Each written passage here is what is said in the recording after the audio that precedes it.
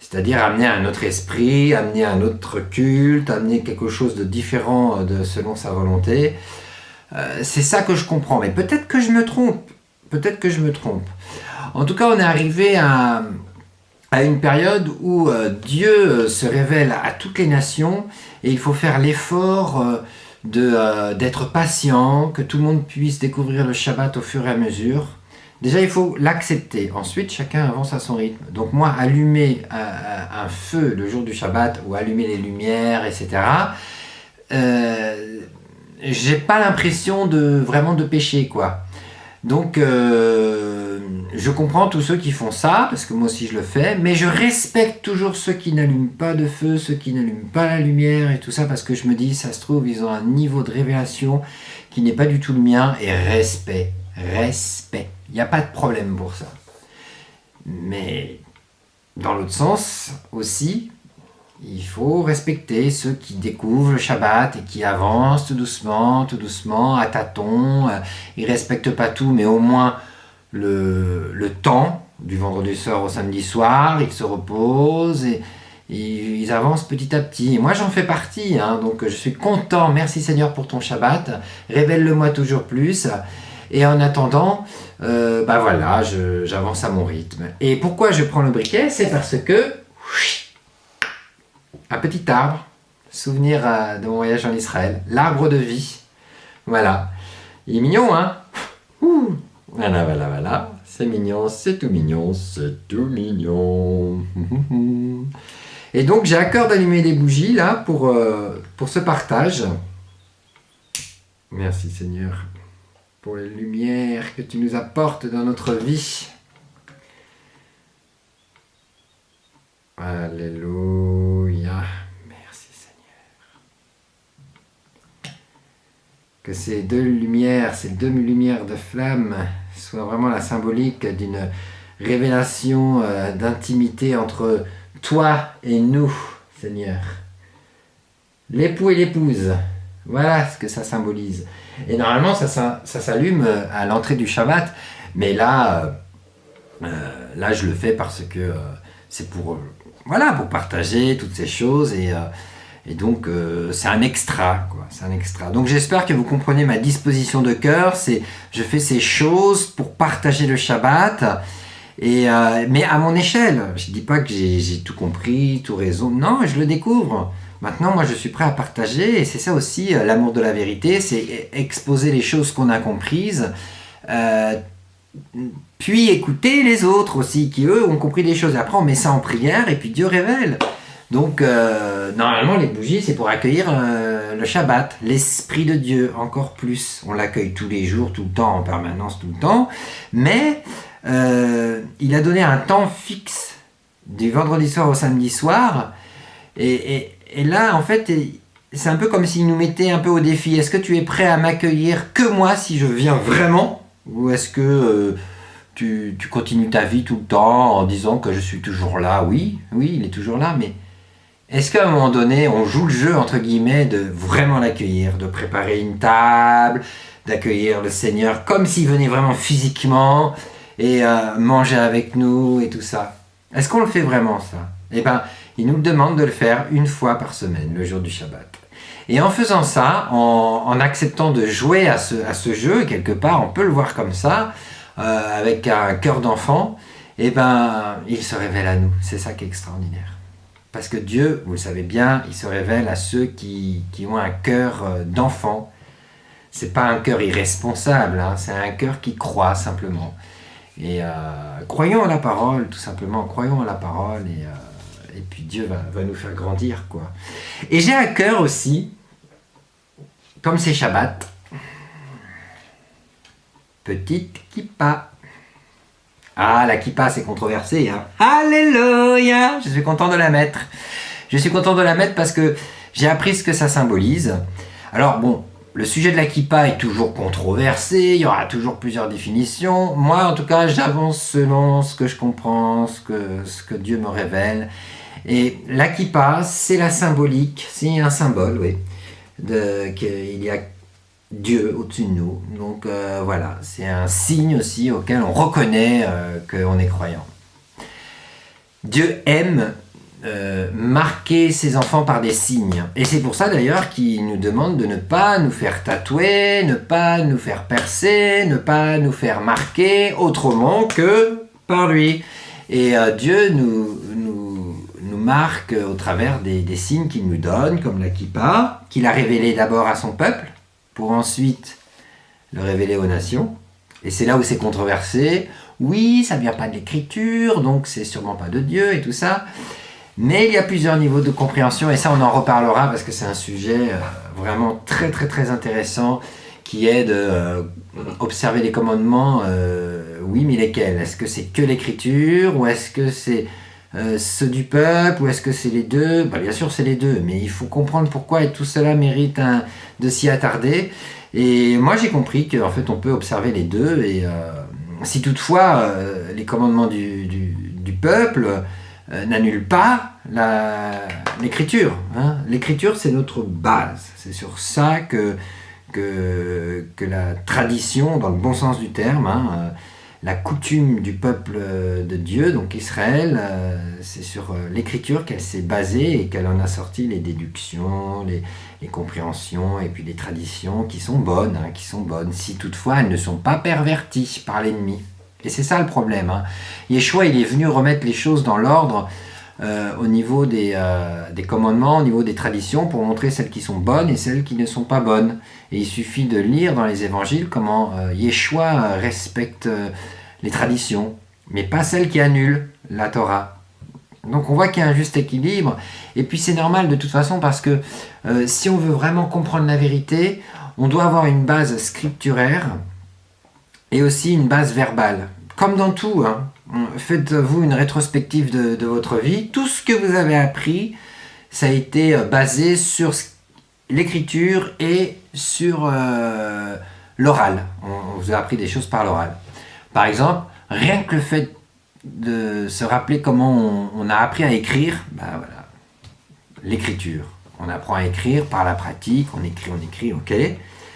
Mais on est obligé d'écouter, on est obligé de regarder, quelqu'un doit nous enseigner, quelqu'un doit nous expliquer, et après on écrit. Et bien là c'est pareil avec Dieu, on avance, on a l'écriture, mais après on doit comparer, confronter ce qu'on a compris avec la tradition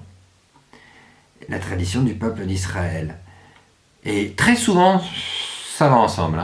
Ce qui vient juste séparer les choses, c'est la pierre d'achoppement qui est Yeshua, la vérité. Et pourquoi?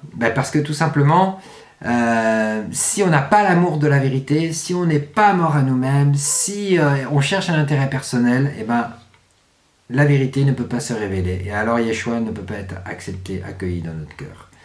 Donc c'est normal que le peuple d'Israël soit aussi confronté à ça, parce que ça remettrait plein de choses en cause. Il faut se mettre à leur place aussi, c'est pas du tout évident.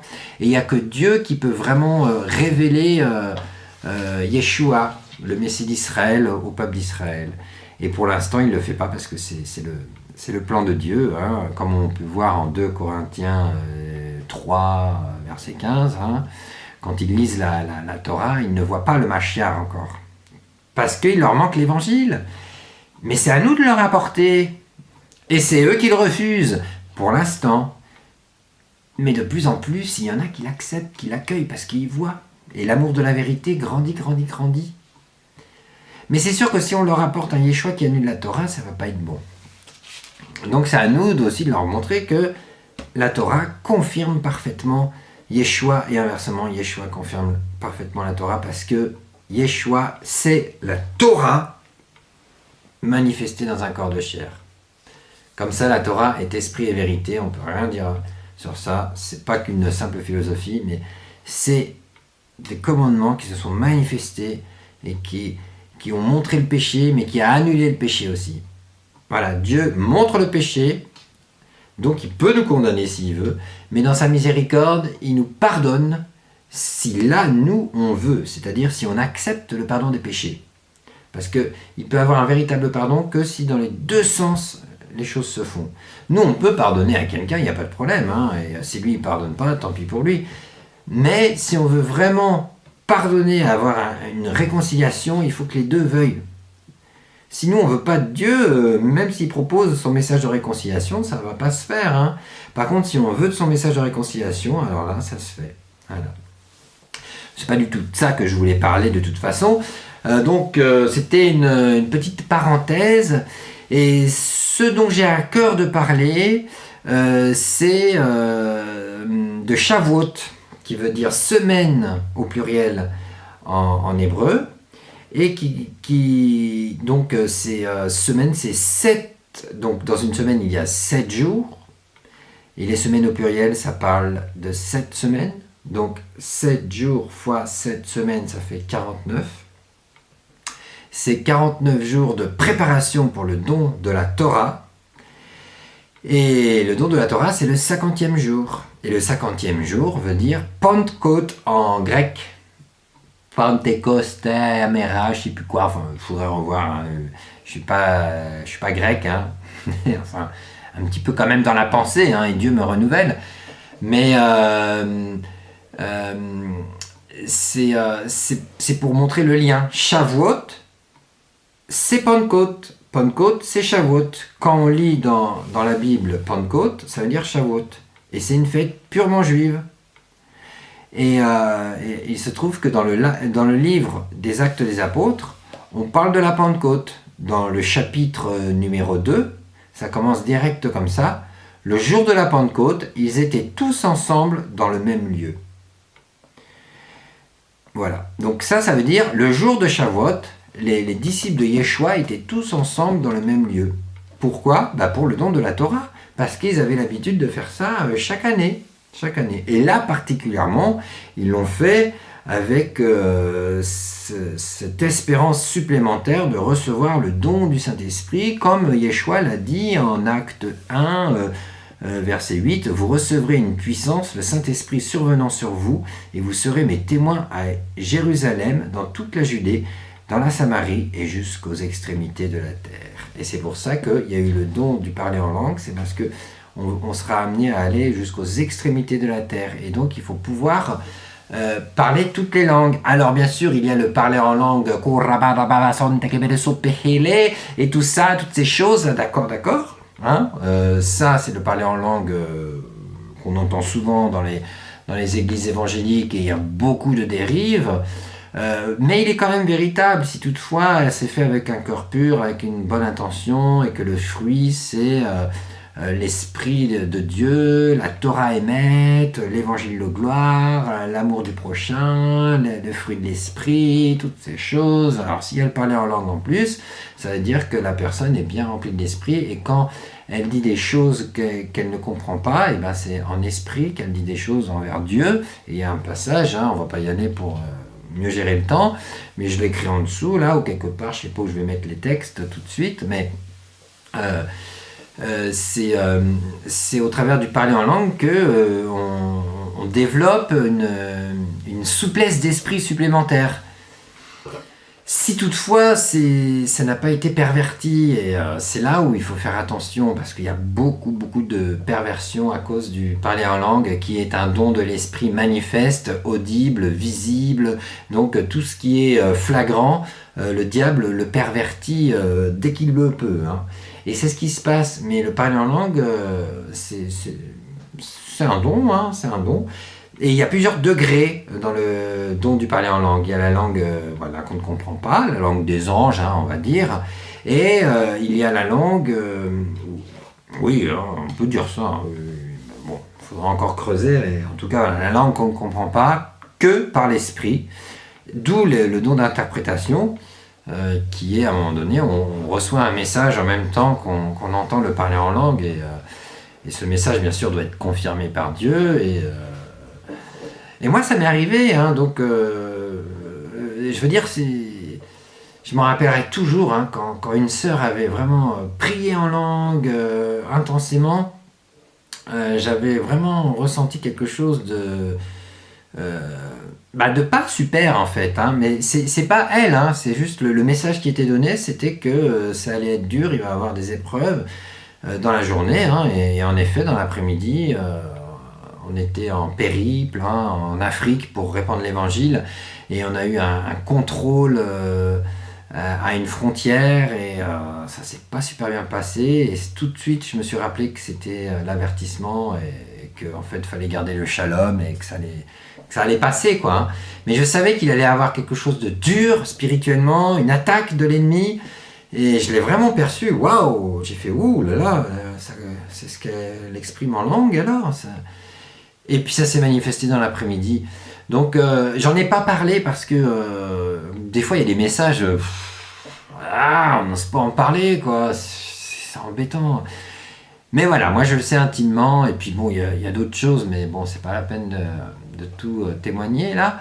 Mais en tout cas, il faut pas négliger ces dons, ils sont bien existants mais il faut pas en abuser, il faut un juste équilibre, il faut pas se donner en spectacle, il faut pas s'en vanter, parce que sinon tout de suite c'est l'Esprit de Dieu qui est chassé à cause de notre orgueil, on est rempli de nous-mêmes plutôt que de l'Esprit, et alors si on parle en langue, quel est l'Esprit qui anime ce parler en langue? Parce que même les satanistes parlent en langue, même les satanistes.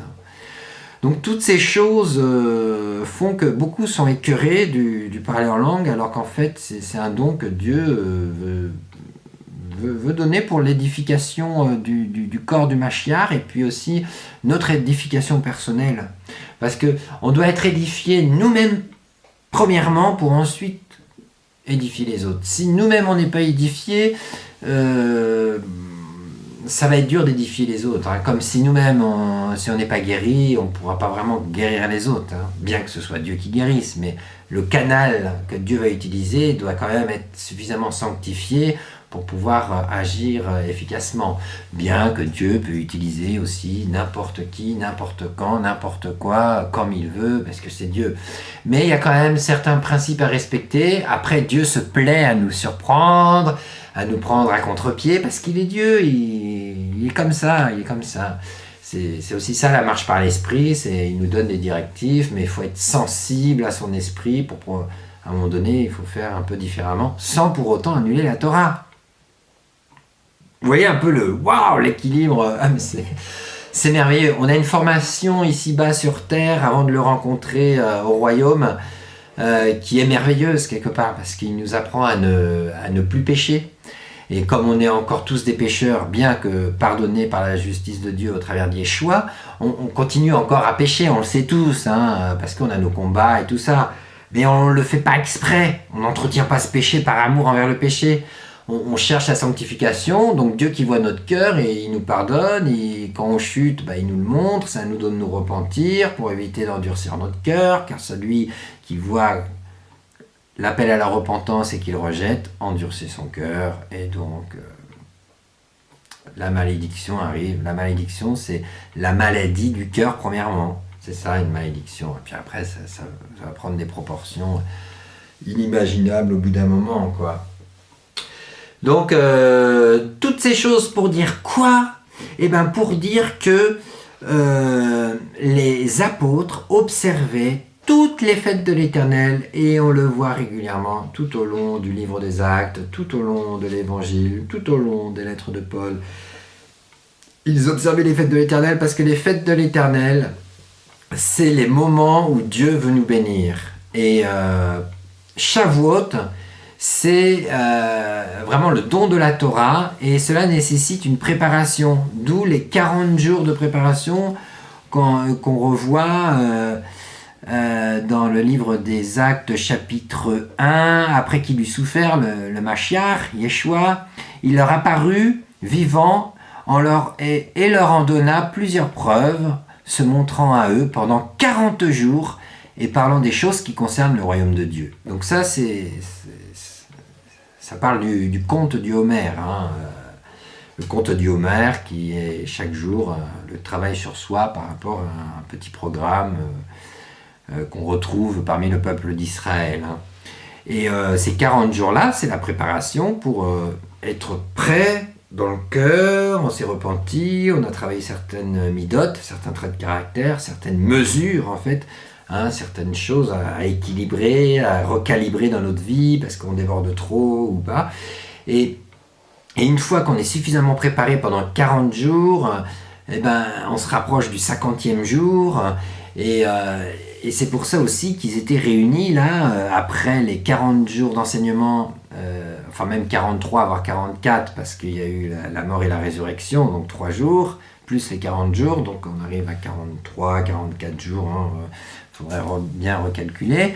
Et ensuite, on voit comment ils font. Alors, ils retournèrent à Yerushalayim, Jérusalem, de la montagne appelée des Oliviers, qui symbolise la prière aussi, qui est près de Jérusalem, à la distance d'un chemin de Shabbat, parce que comme ça, même pendant le Shabbat, on peut aller sur la montagne des Oliviers. Les oliviers représentent, c'est le symbole de plusieurs choses, dont la prière. La montagne des Oliviers, c'est un lieu où on va prier.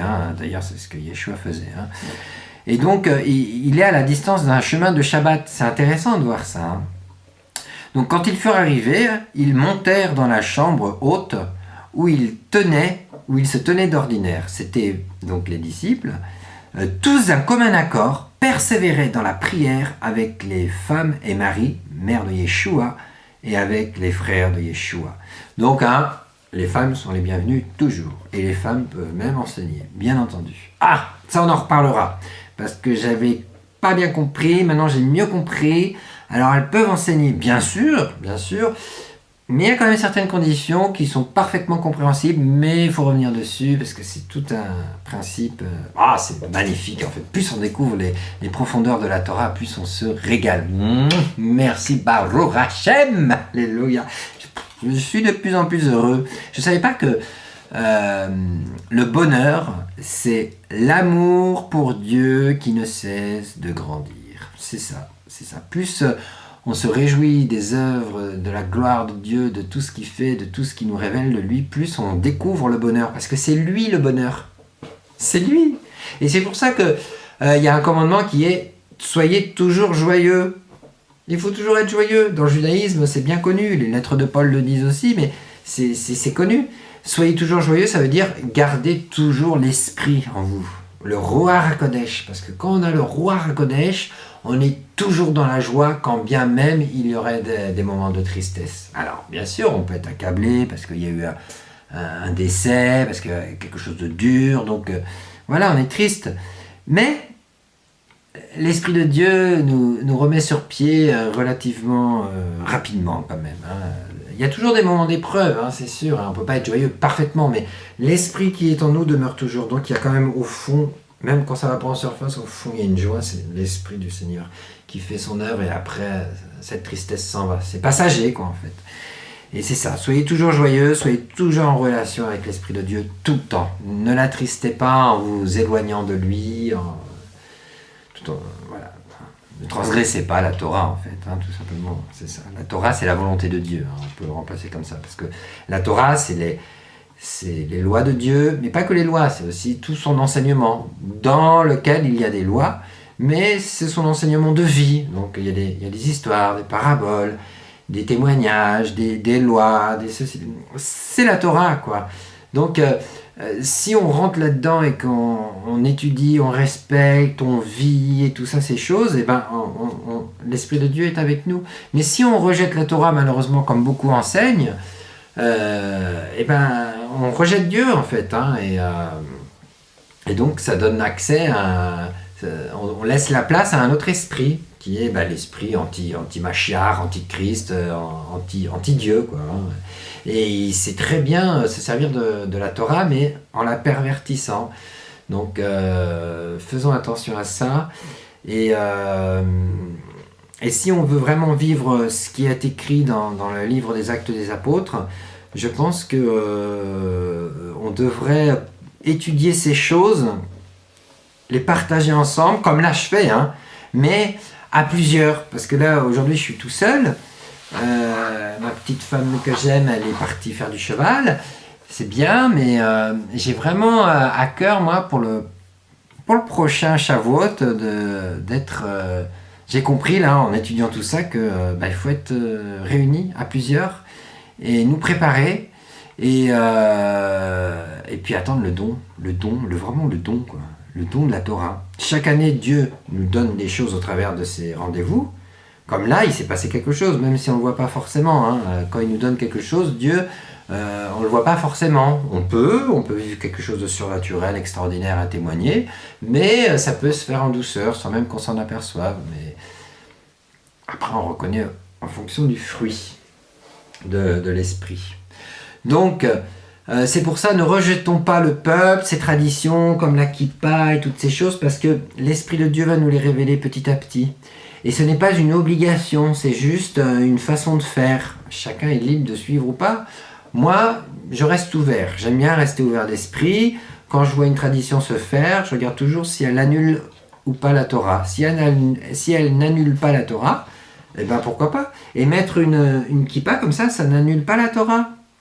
S'il y a des passages que vous pensez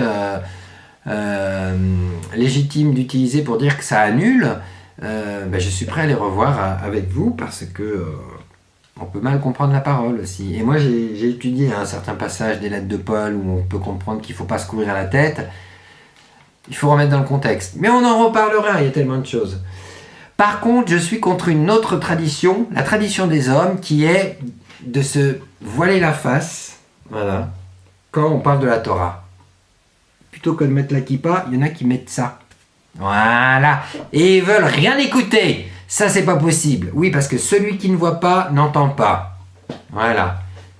Non, j'écoute pas, je vois pas. Je dis juste que j'ai appris religieusement. La. Faut pas faire ça. Cela suffit. Voilà. Donc, moi, j'ai quelque chose sur la tête. Je le mets pas tout le temps, pas systématiquement, mais je le fais de temps en temps. Et là, j'ai à cœur de le faire parce que j'ai à cœur de le faire, quoi. Il faut aussi savoir marcher avec le cœur qui ne contredit pas la Torah, c'est important, parce que c'est Dieu qui vous dépose des choses. Voilà, en plus c'est la kippa que j'avais mis pour mon mariage. Eh ouais, on a eu un petit rituel judaïque. Ben ouais, judaïque, juif, service pour Dieu. Oh, ben ça avait coupé. Je parle trop. J'ai de plus en plus envie de parler en plus.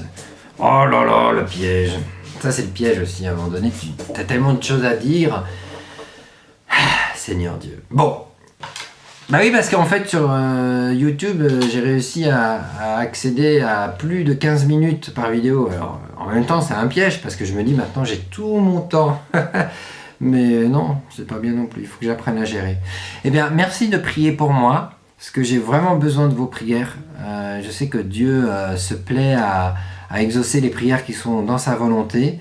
Et il me fait comprendre que j'ai besoin de prières pour avancer correctement, quoi. Alors moi, j'ai besoin des frères et sœurs, de Dieu premièrement, mais aussi des frères et sœurs, quoi. Il me fait comprendre, il veut nous entendre prier les uns pour les autres. Donc, n'hésitez pas à me communiquer aussi vos demandes et je ferai au mieux. Je ne peux pas garantir que je prierai pour tout le monde, parce que s'il y a trop, il y a trop, mais voilà, je ferai ce que je pourrai. Et de votre côté, merci de prier pour moi dans le sens où que j'arrive à bien avancer selon sa volonté, parce que c'est ça moi que je veux, c'est faire sa volonté, le reste peu importe. Et c'est pas toujours facile, hein. On peut vouloir faire sa volonté, mais on voit bien qu'il y a des combats, hein, quand même. Donc merci de prier pour moi, je vous aime, et vivement la prochaine fête, et je suis vraiment heureux d'avancer avec le Seigneur, c'est tellement merveilleux, on a un Dieu tellement merveilleux. Je suis de plus en plus amoureux du Seigneur, et ouais, de notre Adonai, Elohim, El Shaddai, on a un Dieu parfait, le Dieu d'Israël, le Dieu un. Voilà, et oui, on est Israël, hein, qui veut dire vous êtes les princes de Dieu, hein, c'est ça en fait. Hein. C'est beau, hein, on est les princes de Dieu. Waouh, c'est touchant, on a un Dieu qui est tellement amour. Allez, à bientôt.